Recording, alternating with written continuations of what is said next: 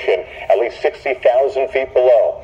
This image showing the fighter jet. It eventually reached an altitude of about 58,000 feet as it tracked the balloon and fired. A U.S. senior official saying they had been monitoring the balloon for a week, and they took immediate steps to prevent its collection of intelligence. The balloon making its way across the continental U.S., crossing out to sea over the Carolinas. China claiming the balloon was a civilian aircraft, condemning the U.S. action and saying the country retains the right to respond. And for the first, which is unacceptable. And so we've conveyed this directly to the PRC at multiple levels.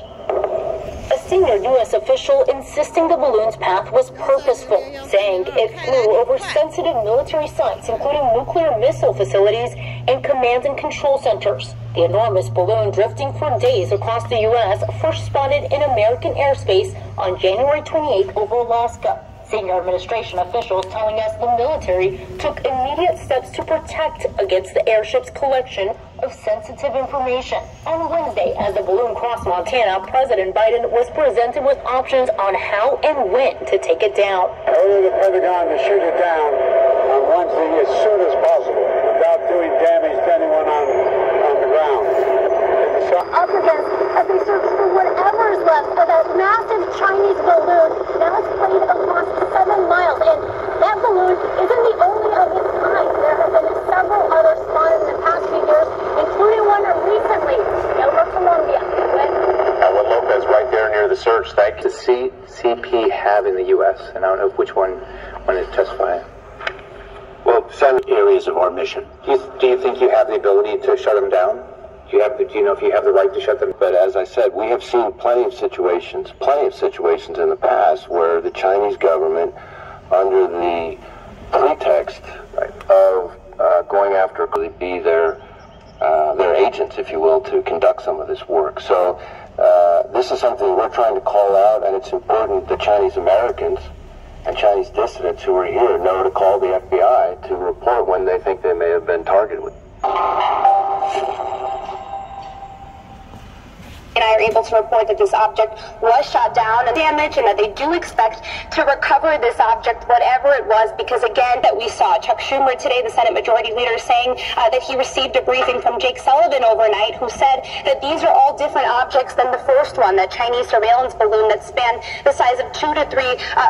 No comprehensive and unfettered investigation into pandemic origins has been carried out, nor is one currently planned. This injustice is an insult to every victim of this crisis and a clear threat to future generations. The primary reason there has been no comprehensive investigation into COVID-19 origins is the reprehensible actions of the Chinese government. Since the early days of the pandemic, China's government has destroyed samples, hidden records, imprisoned brave Chinese journalists, gagged Chinese scientists, actively spread misinformation, and done pretty much everything possible to prevent the kind of unfettered, evidence-based investigation that is so urgently required. Every person on Earth must demand accountability from China.